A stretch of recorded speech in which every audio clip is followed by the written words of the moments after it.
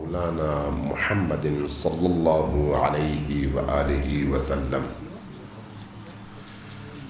والصلاة والسلام على اولادہ الطیبین الطاہرین المعصومین والصلاة والسلام على اصحابہ المنتجبین.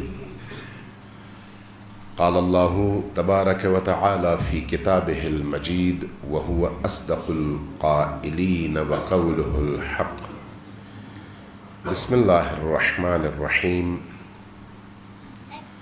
قد جاءکم من اللہ نور و کتاب مبین. سب مل کر نبی کریم کے اسم مبارک کو زبان پر جاری کیجئے اور بلند آواز سے درود بھیجئے محمد و آل محمد.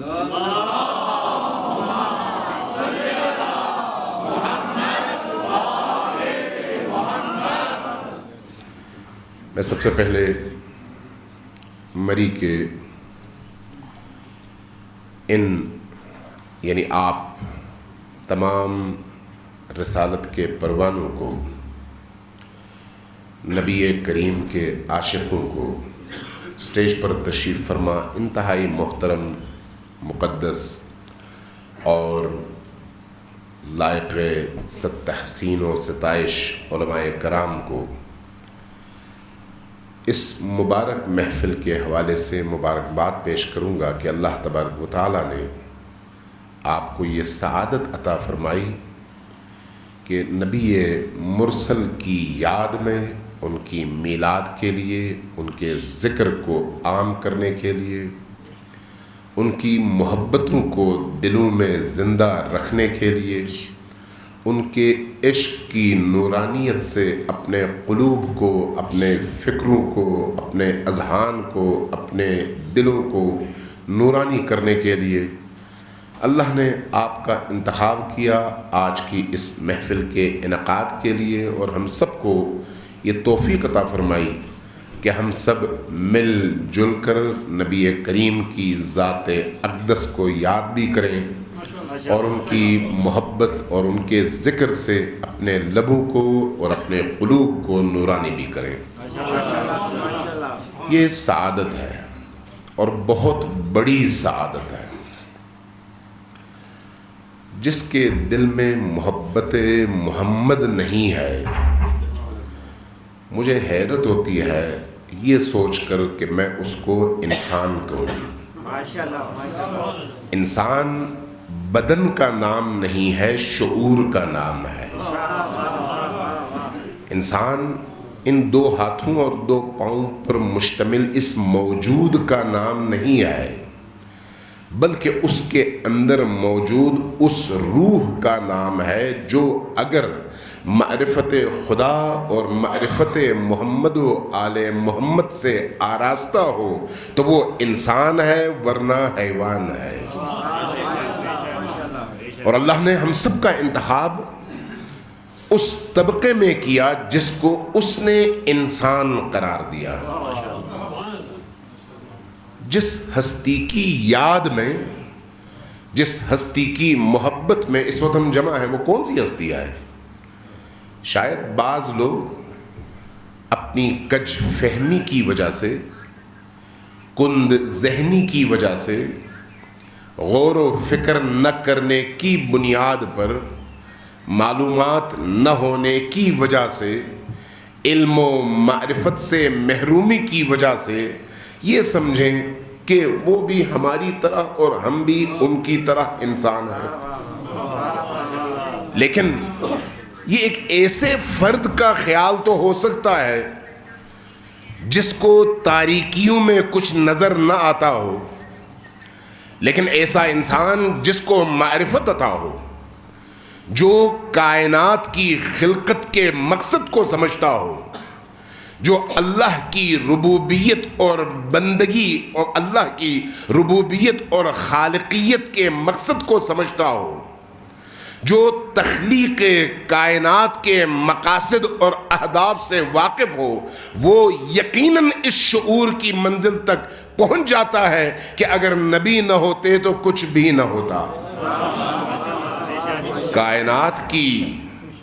کائنات میں موجود ذرات، موجود مخلوقات کا ذرہ ذرہ اگر اس چیز کا وامدار ہے اور اس چیز پر اس کے اوپر احسان کیا گیا ہے تو وہ یہی ہے کہ اس کی تخلیق کی وجہ نبی کریم کی ذات اقدس ہے۔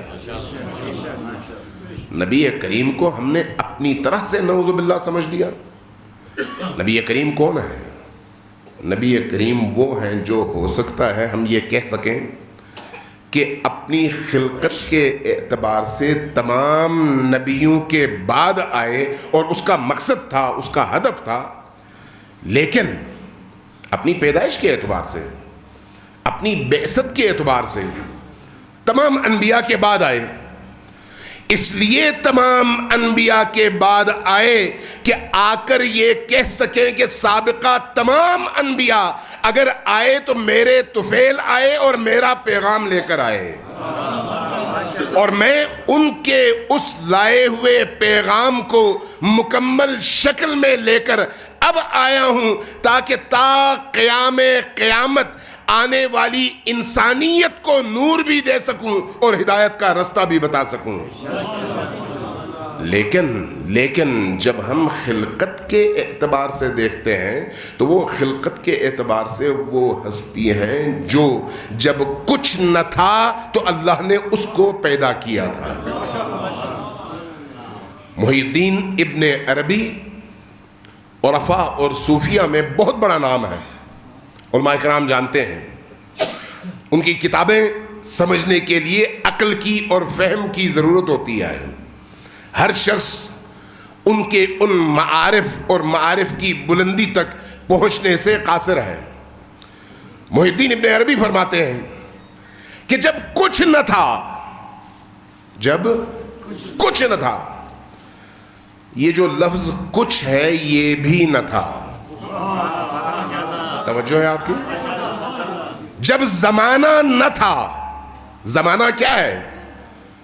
سورج کی حرکت کے نتیجے میں پیش آنے والے شب و روز کا نام۔ جب سورج نہ ہو تو زمانہ بھی نہیں ہے۔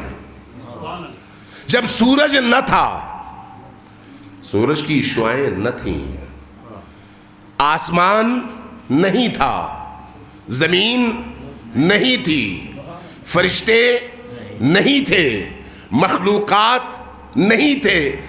اگر کچھ تھا تو وہ صرف ایک ذات ہے جس کو اللہ تبارک و تعالیٰ کہتے ہیں۔ یعنی اللہ کے علاوہ جب کچھ بھی نہ تھا تب اللہ تبارک و تعالیٰ نے ارادہ کیا کہ میں مخلوق کو پیدا کروں، تب ارادہ فرمایا۔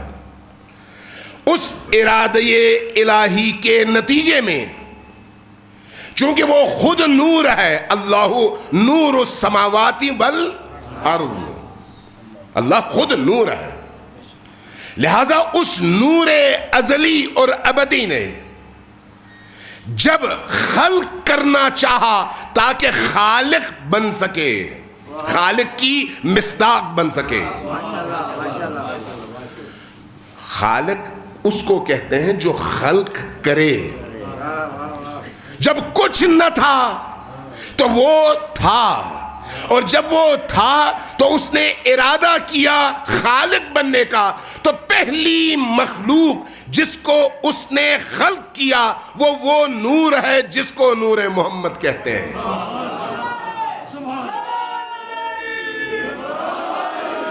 پہلا نور، اس کی طرف خود نبی کریم نے اشارہ فرمایا کیا؟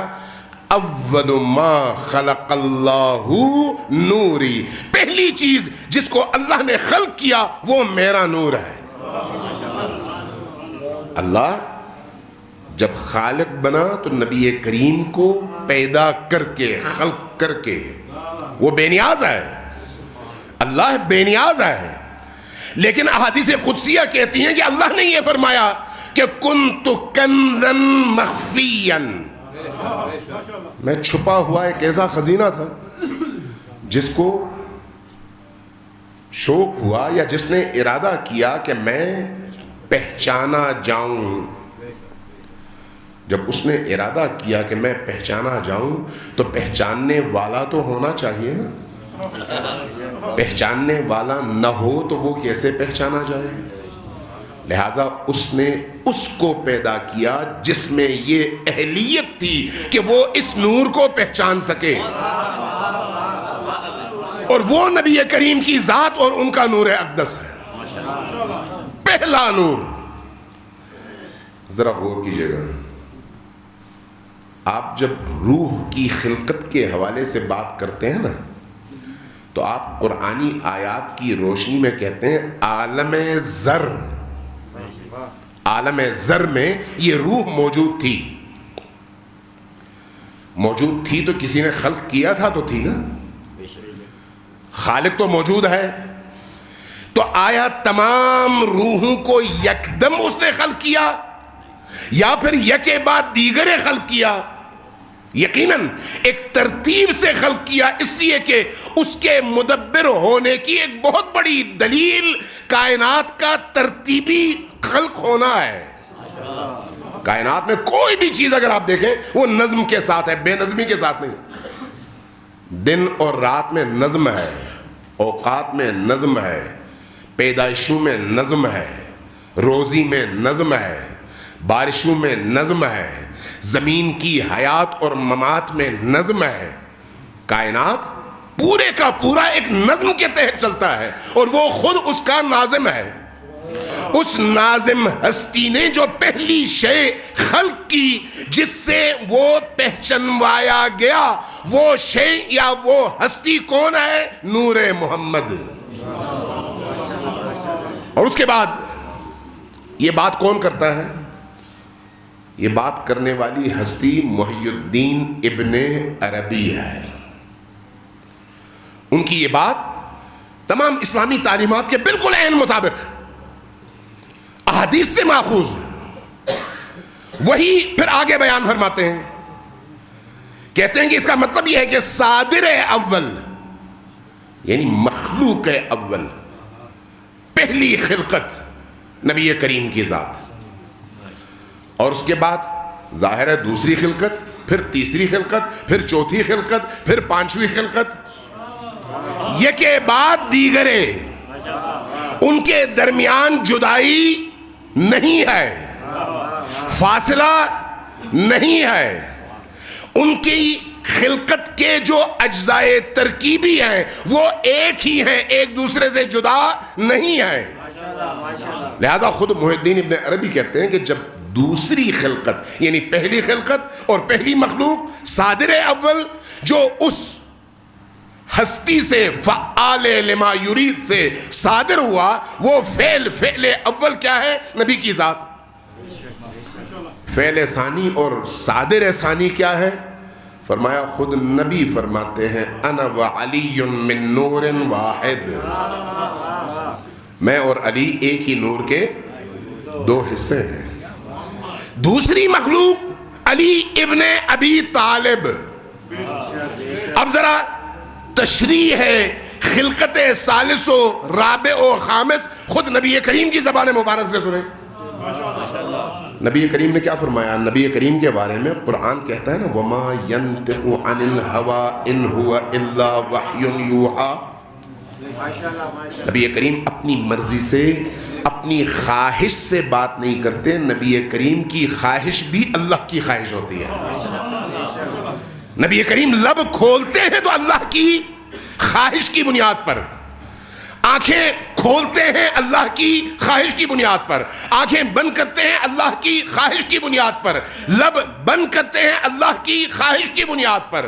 اللہ نے نبی کو ایسا بنایا کہ نبی کی پوری ذات اور اس ذات سے صادر ہونے والا ہر فعل خدا ہے، ہر فعل خدا ہے۔ اگر نبی کسی کو سینے سے لگائیں تو گویا یہ فعل خدا ہے، اگر نبی کسی کی تعریف کرے تو گویا یہ فعل خدا ہے، اگر کوئی گفتگو فرمائیں، خطبہ دے تو گویا یہ فعل خدا ہے۔ اس لیے کہ نبی خدا سے جدا نہیں ہے، فرق یہ ہے کہ یہ مخلوق ہیں، وہ خالق ہے۔ اس حد کو ہمیشہ زندہ رکھیں کہ نبی مخلوق ہے اور اللہ خالق ہے، لیکن ایسا خالق جس سے یہ مخلوق کبھی جدا نہیں ہے۔ لہذا جب آپ نبی کریم سے پوچھتے ہیں تو فرماتے ہیں کہ انا وعلی من نور واحد، میں اور علی ایک ہی نور کے دو ٹکڑے ہیں۔ اور اس کو بھی محی الدین ابن عربی نے بیان کیا فتوحات میں، فتوحات مکیہ، ان کی بہت بڑی مفصل عرفان اور تصوف پر کتاب ہے۔ جو لوگ اس میں دلچسپی رکھتے ہیں وہ کم ہوتے ہیں، لیکن پڑھتے ضرور ہیں، اور جب پڑھتے ہیں تو سمجھنے کے لیے بہت کچھ داؤ پر لگانے کی ضرورت ہوتی ہے، تب کہیں جا کر ان کی عبارتیں اور ان کی باتیں سمجھ آتی ہیں۔ آگے ذرا بڑھیے، فرمایا کہ فاطمۃ بضعۃ منی۔ کیا مطلب ہے اس کا؟ ہم عام طور پر جب ترجمہ کرتے ہیں تو کہتے ہیں فاطمہ میرے جگر کا ٹکڑا ہے، نہیں، نبی کریم نے یہ نہیں فرمایا، فرمایا کہ فاطمہ میرا ٹکڑا ہے، میرا حصہ ہے۔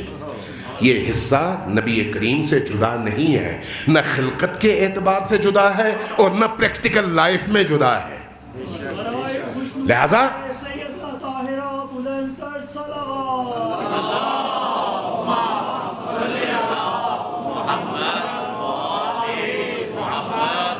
لہذا جو عرفا اور صوفیہ نے بیان کیا، صادر ثالث کے طور پر فاطمۃ الزہرا سلام اللہ علیہا کا نام لیا، کہا کہ فاطمہ سلام اللہ علیہا ہے۔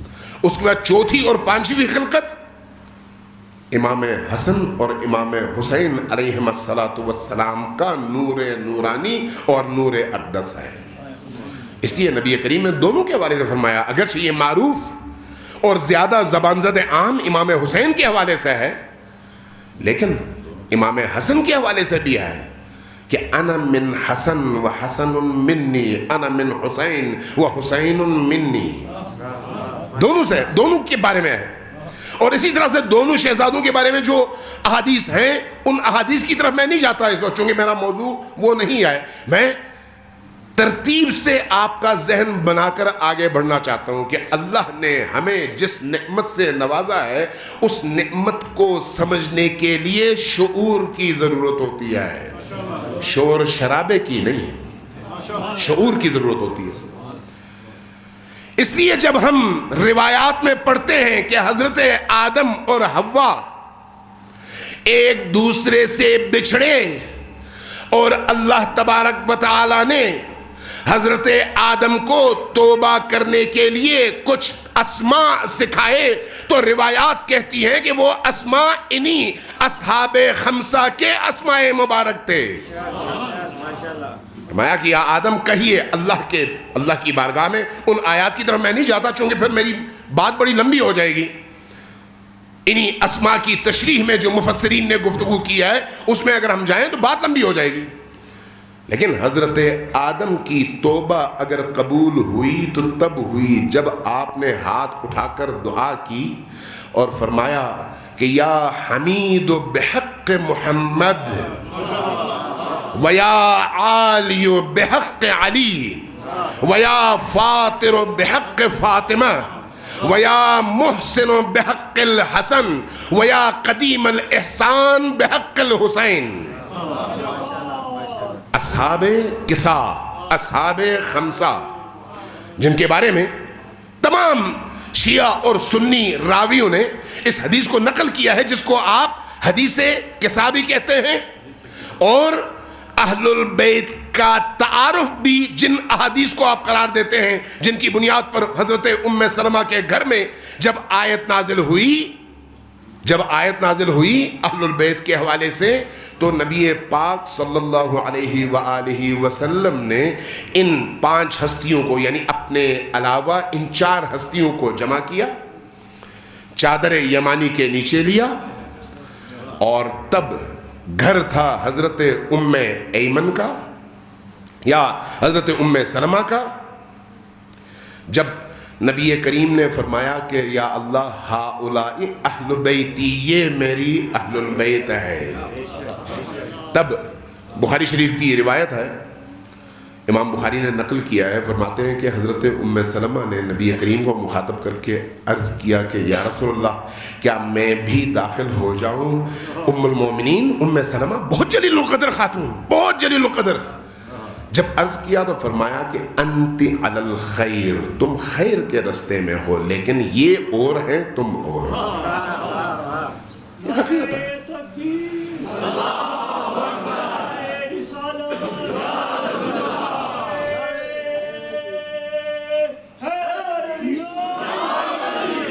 تخلیق کے اعتبار سے جب ہم دیکھتے ہیں تو یہ وہ ہستیاں ہیں جن کے نور کو تمام عالم سے پہلے خلق کیا گیا۔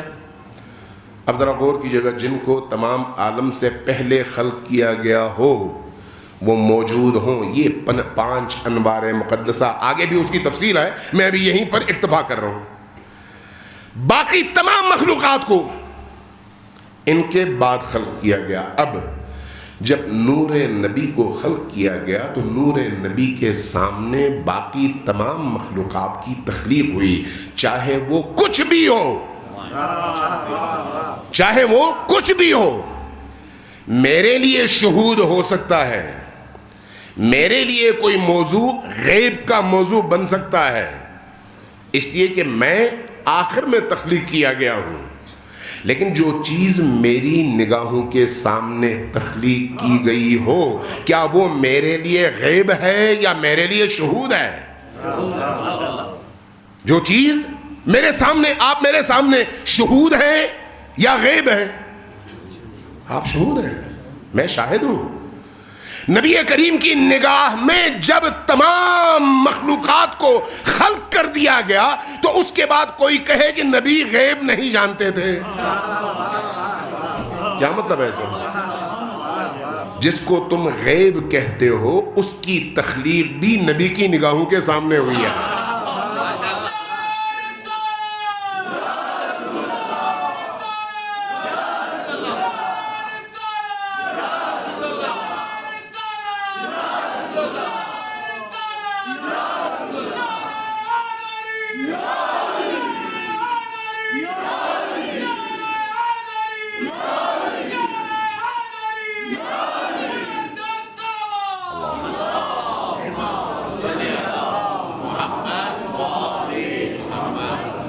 غیب اور حضور یا غیب اور شہود نبی کریم کے لیے کوئی معنی نہیں رکھتے، امیر المؤمنین علی ابن ابی طالب کے لیے کوئی معنی نہیں رکھتے۔ جب نبی کریم فرماتے ہیں کہ میں علم کا شہر ہوں، انا مدینۃ العلم، یعنی علم جس چیز پر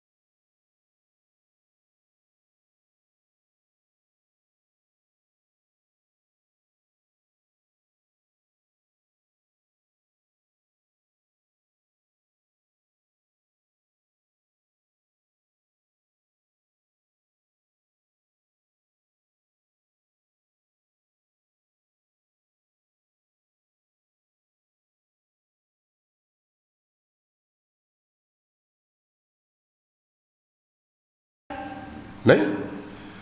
خود نبی کریم کے اپنے صحابہ کرام بھی جب احادیث نقل کرتے تھے تو ہر صحابی اپنے فہم کے مطابق اس حدیث کی تشریح کرتا تھا. جس کو جو تشریح پسند آئی وہ اس پر عمل کرتا تھا.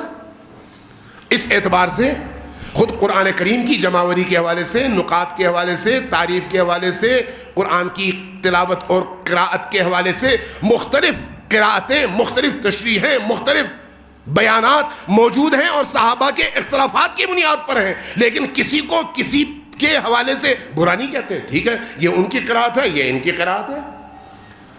اگر اختلاف صحابہ کے درمیان ہو، اہل البیت خاموش ہوں، تو پھر ان میں سے بہتر کی ترجیح کے لیے جو اصول ہیں ان اصولوں پر عمل کرتے ہوئے جو اس اصول پر پورا اترے اس کو ہم قبول کر لیتے ہیں.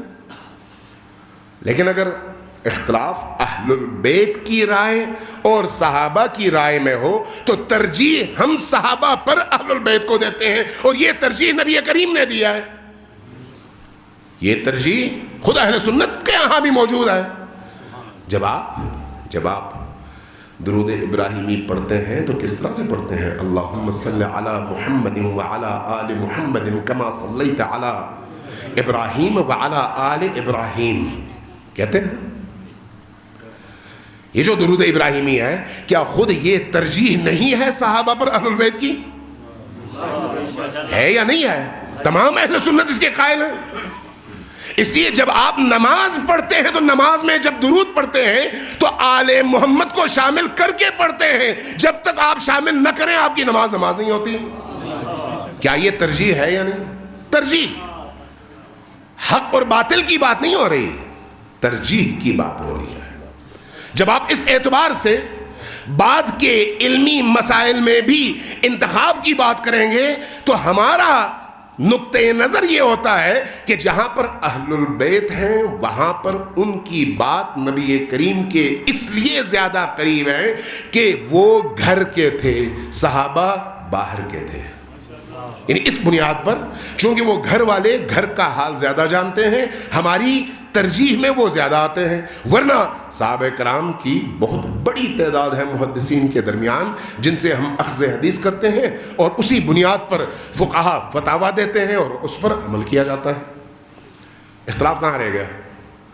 اب اس طرح کے اختلافات تو ہر مسلک میں ہیں، ہر مسلک میں ہے، ہر مسلک میں. صرف شیعہ سنی کی بات نہیں ہو رہی، ہر مسلک میں ہے.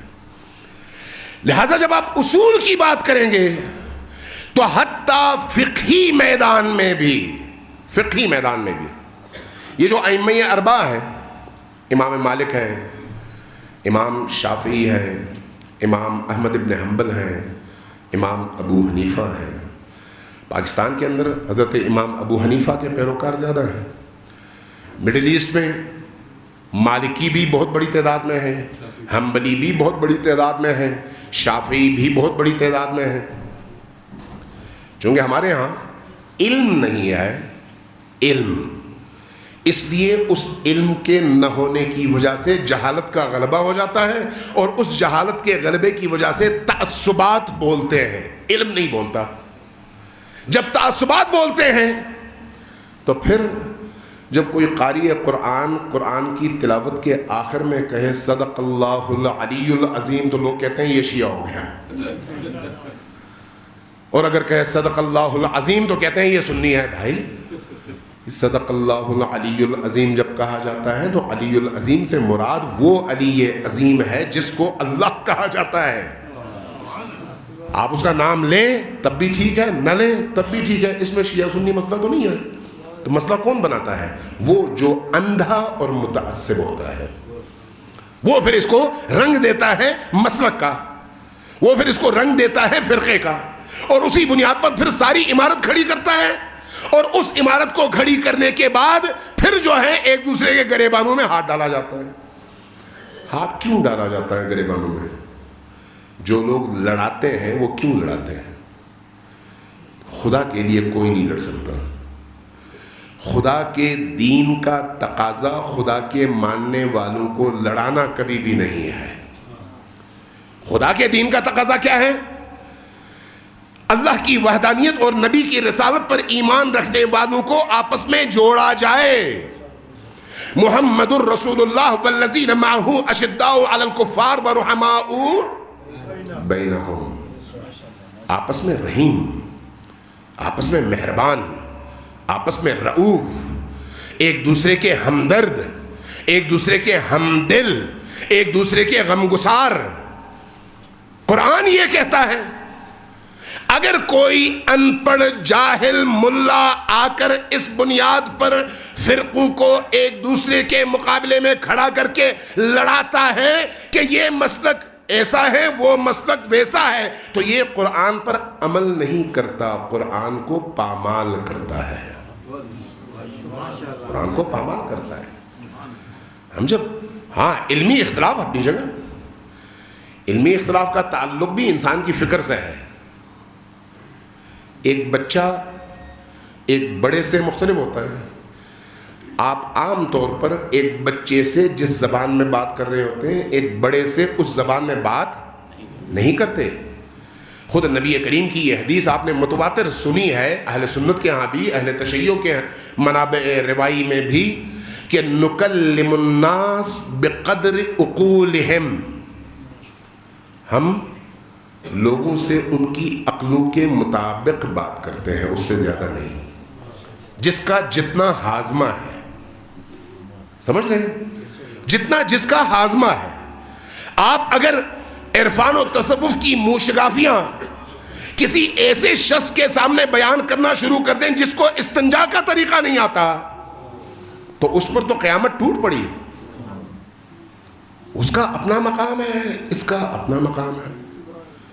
حتیٰ ہمارے ہاں احادیث موجود ہیں حضرت سلمان اور حضرت ابو ذر دونوں کے مقام کے حوالے سے. دونوں صحابی رسول، لیکن سلمان کو سلمان منا اہل البیت کہا گیا. سلمان ہم اہل البیت کا حصہ ہے. نبی کریم نے ارشاد فرمایا اپنے پاکیزگی اور اپنے مقام کے اعتبار سے. ابو ذر پاکیزہ ترین صحابی، مقدس ترین صحابی، لیکن اپنے ادراک، اپنے فہم کے اعتبار سے اس مقام پر نہیں جس مقام پر حضرت سلمان ہے. لہذا جو بات نبی کریم حضرت سلمان سے فرماتے ہیں وہ بات حضرت ابو ذر سے نہیں کرتے. جو بات امیر المؤمنین علی ابن ابی طالب حضرت سلمان سے ارشاد فرماتے ہیں حضرت ابو ذر سے نہیں فرماتے. اس لیے حدیث ہے، فرمایا کہ لو علم ما فی قلب سلمان، لو علم ابو ذر ما فی قلب سلمان لقتلہ. اگر ابو ذر کو علم ہو جائے کہ سلمان ہم اہل البیت کے بارے میں کیا سمجھتا اور سوچتا ہے تو یہ برداشت نہیں کر پائے گا، مار دے گا. وہ اسی طرح کا فرق ہے جس طرح کا فرق حضرت خضر اور حضرت موسیٰ میں ہے. قرآن کریم حضرت موسیٰ بار بار الجھتے ہیں اور حضرت خضر بار بار کہتے ہیں کہ تم میرے ساتھ چل ہی نہیں سکتے، تم کسی اور دنیا کی اور میں کسی اور دنیا کا. تمہارا فہم اور میرا فہم اور.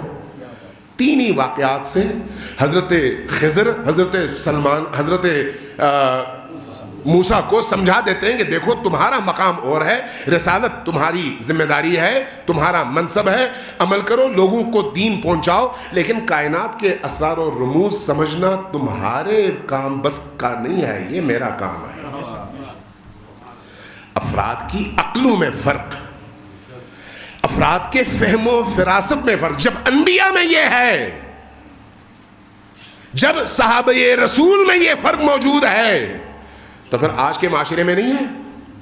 جب ہے تو پھر یہ اہل علم کی ذمہ داری بنتی ہے کہ ہر شخص سے اس کے فہم کے مطابق بات کرے. لیکن اگر اس کے فہم سے اوپر کی بات کرے گا تو پھر جھگڑا شروع ہو جائے گا. اب یہاں پر یا وہ بولنے والا ناسمجھ ہے، اس لیے ناسمجھی کی اس نے، وہ بات جو کرنی نہیں چاہیے تھی وہ کر دی، یا پھر وہ معاند ہے، جھگڑا کروانے کے لیے جان بوجھ کر ایسی باتیں کر رہا ہے. دونوں صورتوں میں غلط ہے.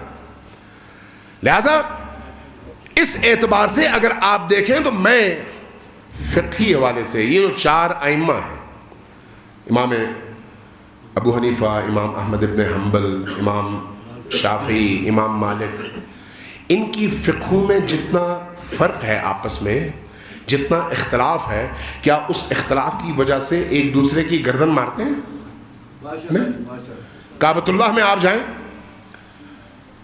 مالکیوں کو دیکھیں کیسے نماز پڑھتے ہیں، شافعیوں کو دیکھیں کیسے نماز پڑھتے ہیں، حنبلیوں اور حنفیوں کو بھی دیکھیں کیسے نماز پڑھتے ہیں۔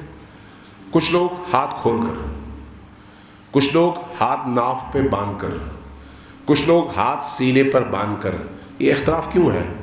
اس کو وہ حدیث ملی، اس کو یہ حدیث ملی، اس کو وہ حدیث ملی۔ ہر ایک نے اپنی پڑھی ہوئی حدیث کو حرف آخر سمجھا، اس کے مطابق اس نے یہ سمجھا کہ اللہ کے رسول نے نماز ایسے پڑھی تھی۔ میں کون ہوتا ہوں اس پر اعتراض کرنے والا؟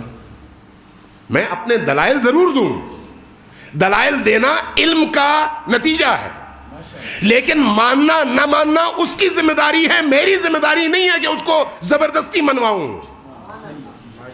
اگر زبردستی منوانا ہوتا تو یہی ائمہ اربعہ، ائمہ فقہ ایک دوسرے پر اپنی بات مسلط کرتے۔ کوئی ایسی بات کہیں پر بھی آپ کو نظر نہیں آتی۔ اور جب آپ دیکھتے یہاں پر ایسا نہیں بھئی فلاں نے ہاتھ چھوڑ دیا تو وہ شیعہ ہو گیا، فلاں نے ہاتھ باندھ لیا تو وہ سنی ہو گیا۔ بہت سارے ہمارے دوست احباب جب مکہ جاتے ہیں تو کہتے ہیں وہاں پر تو بہت بڑی تعداد میں ہم نے شیعوں کو دیکھا جو ہاتھ کھول کے نماز پڑھتے ہیں۔ ہم سمجھاتے ہیں بھائی وہ شیعہ نہیں تھے، اہل سنتی تھے، مالکی تھے، لیکن فقہی اختلاف۔ اچھا، بہت سارے لوگ ہاتھ باندھ کے پڑھتے ہیں۔ خود تشیع کے اندر جو زیدی ہیں ہاتھ باندھ کے نماز پڑھتے ہیں۔ تشیع کا ایک فرقہ ہے ہاتھ باندھ کے، بھئی ان تک وہ حدیث پہنچی، اس کے مطابق انہوں نے عمل کیا۔ وہ جانے، ان کا اللہ جانے، ان کا رسول جانے۔ آپ کون ہوتے ہیں اعتراض کرنے والے؟ آپ کی ذمہ داری یہ ہے کہ جو بات آپ تک نبی کریم سے پہنچی ہے اس پر غور و فکر کریں، اس کے دلائل آپ کے پاس ہوں۔ صرف یہ نہ ہو کہ میرے آبا و اجداد کرتے تھے، یہ نہیں، یہ اللہ کے ہاں قابل قبول نہیں ہے۔ دلیل اگر آپ کے پاس ہے تو اس دلیل کے مطابق جب آپ کوئی عمل کریں گے تو اللہ آپ سے یہ نہیں پوچھے گا کہ تم نے اس دلیل پر عمل کیوں کیا،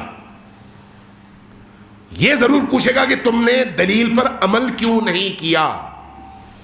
ہر شخص پر حجت اس کی عقل اور اس کے سامنے موجود دلائل ہے۔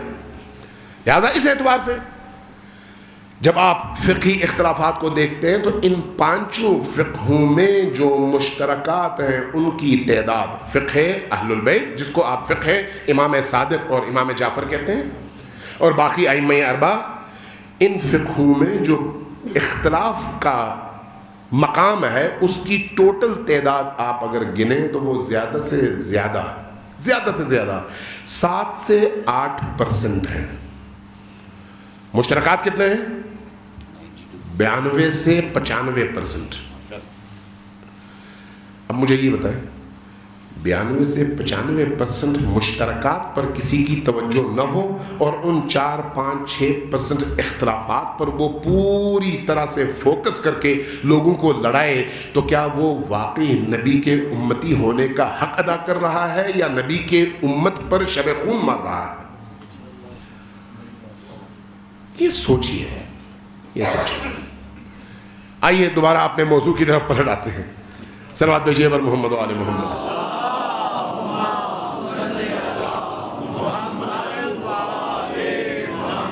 قد جاءکم من اللہ نور و کتاب مبین۔ اللہ نے نور کو بھی بھیجا اور کتاب بھی بھیجی۔ نبی خاتم صلی اللہ علیہ وآلہ وسلم نے اپنی وفات کے موقع پر قوم کو یعنی مسلمانوں کو یعنی امت کو ایک وصیت کی، نصیحت کی۔ کیا فرمایا؟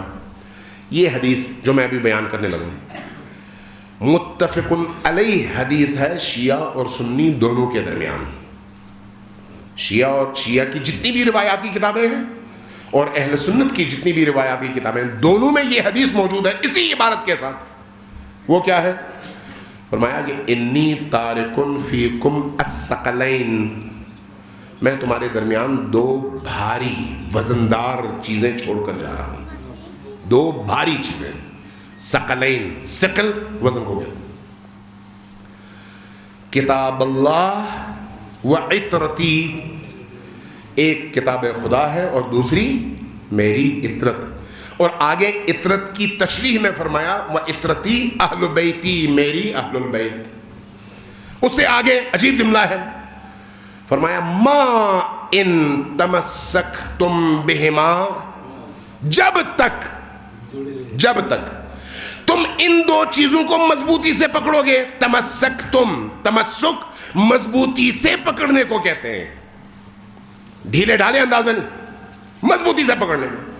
ماں، جب تک ان تمسکتم بہما، اگر ان دونوں چیزوں کو مضبوطی سے پکڑو گے، لن تضلوا بعدی ابدا، میرے بعد کبھی بھی گمراہ نہیں ہوگے.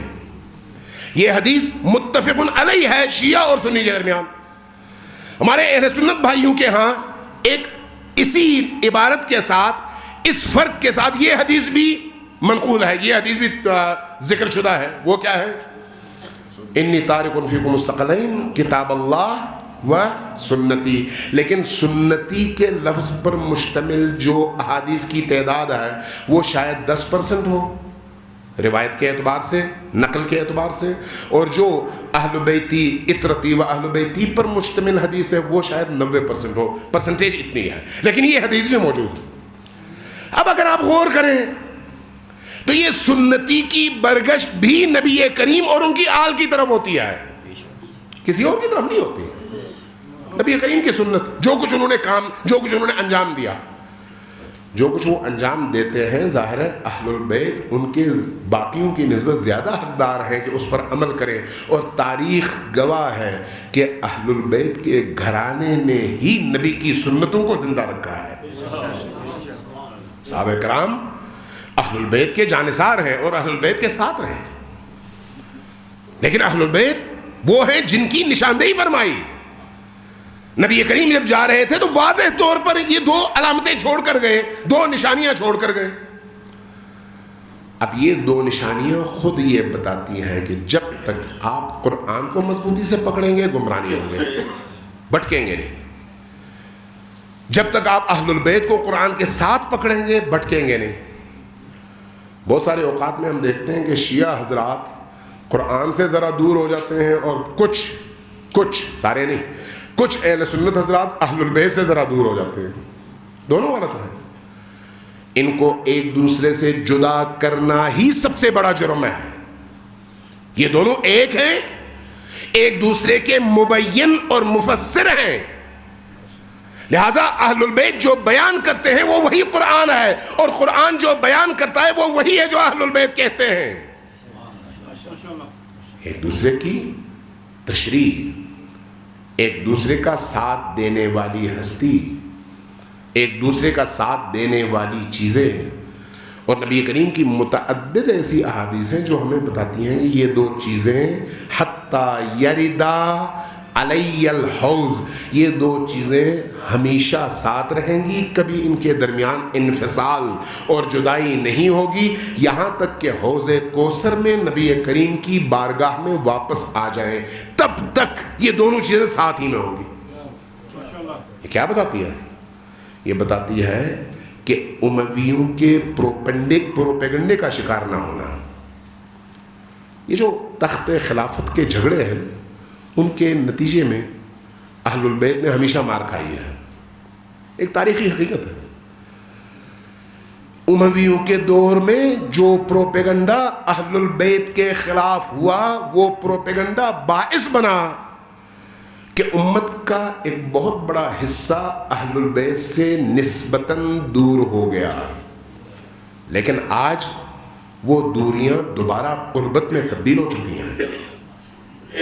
کوئی مسلمان ایسا نہیں ہے جو اہل البیت سے عشق اور ان کی محبت کو اپنا ایمان نہ سمجھتا ہو.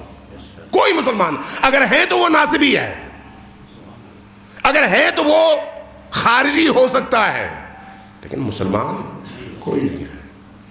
مسلمان ہے تو نبی کریم سے عشق رکھتا ہے، مسلمان ہے تو نبی کریم کی اہل البیت سے عشق رکھتا ہے. نبی کریم ہے، مسلمان ہے تو نبی کریم کے پاکیزہ، باکردار، باعظمت اور بلند مقام کے حامل ان صحابہ کرام کا دل سے احترام بھی کرتا ہے. یہ ہمارا مشترکہ سرمایہ ہے. یہ جو میلاد کی محفلیں ہم کرتے ہیں، میلاد کی محفلیں کیا اس لیے کرتے ہیں کہ کچھ دیر ہم انٹرٹینمنٹ پائیں اور انٹرٹینمنٹ کا مظاہرہ کریں؟ نہیں، یہ میلاد کی محفلیں دلوں کے غبار کو پاک کرنے کے لیے ہے. ذکر محمد و آل محمد سے اپنے دل کی تاریکیوں کو نورانیت میں بدلنے کے لیے ہے. اہل البیت کے ذکر اور نبی کریم کے ذکر مقدس سے اپنی روحوں کو، اپنے ذہنوں کو، اپنے پورے وجود کو اور اس کی تشنگی کو سیراب کرنے کے لیے ہے، ان کی معرفت کے حصول کے لیے ہے. اور یہی معرفت باعث بنتی ہے کہ انسان پھر اپنی عملی زندگی میں اس کی زندگی کا محور عشق محمد ہو، عشق آل محمد ہو. نبی کریم کا پیغام اس کی زندگی کے عشق کا محور بن جائے. پھر وہ صرف کلامی مسلمان نہ ہو، عملی مسلمان بن کر جہاں جہاں نبی کریم کے دین کو خطرہ درپیش ہو وہاں پر وہ پوری طاقت اور توانائی کے ساتھ کھڑا ہو سکے. وہاں پر یہ نہ دیکھے کہ میرے اس بازو اور اس بازو میں اختلافات کیا ہیں، یہ دایاں ہے یہ بایاں ہے. اختلاف تو ہوا نا، ہے یا نہیں؟ یہ جو آپ کی 5 انگلیاں ہیں ان میں اختلاف ہے یا نہیں؟ ایک لمبی ہے، دوسری چھوٹی ہے، ایک پتلی ہے، دوسری انگلی موٹی ہے. اختلاف ہے یا نہیں؟ اختلاف طبیعت خلقت ہے، نظام خلقت کا حصہ ہے. لیکن یہی ہاتھ، یہی انگلیاں اسی اختلاف کے باوجود اگر جمع ہو جائیں تو مکہ بن جاتا ہے، کھل جائے تو پھر ہر انگلی اپنی جگہ اکیلی کھڑی ہوتی ہے. دشمن کے مقابلے میں مٹھی بننے کے بعد انسان کامیاب ہوتا ہے. اگر انگلیاں ایک دوسرے سے الگ ہوں تو ہر انگلی اپنی جگہ اپنی صرف طاقت کے ساتھ آئے تو دشمن سے شکست کھا سکتی ہے، کامیاب نہیں ہو سکتی. اس لیے یہ ایام، یہ جو 12 ربیع الاول سے 17 ربیع الاول تک اور خصوصاً پورا مہینہ، پورا ربیع الاول کا مہینہ، ربیع الاول یعنی ربیع النور، ربیع النور کا مہینہ، نور کے نزول کا مہینہ، میلاد نور کا مہینہ، وہ مہینہ جس کی آمد کے نتیجے میں مخلوق خدا کو تاریکیوں سے ہدایت کی، نورانیت کی طرف آنے کا موقع ملا. اب اگر اس نور سے کوئی استفادہ نہ کرے تو ہمیشہ ظلمت میں ڈوبا رہے. لیکن اللہ نے نبی کریم کے اس نور کے ظہور پذیر ہونے کے ساتھ تمام بشریت کو یکساں موقع فراہم کیا کہ اب اس نور سے جو استفادہ کریں نور کی وادیوں میں آئے، نورانی ہو جائے. لہذا یہ ایام نورانی ہونے کے ایام ہیں. اس سے زیادہ میں آپ کو زحمت نہیں دیتا، بڑی تاخیر ہوئی ہے اور شاید میں نے آپ کا بہت ٹائم بھی لے لیا. آپ تھکے تھکے نظر آتے ہیں. جو لوگ تھکے ہوئے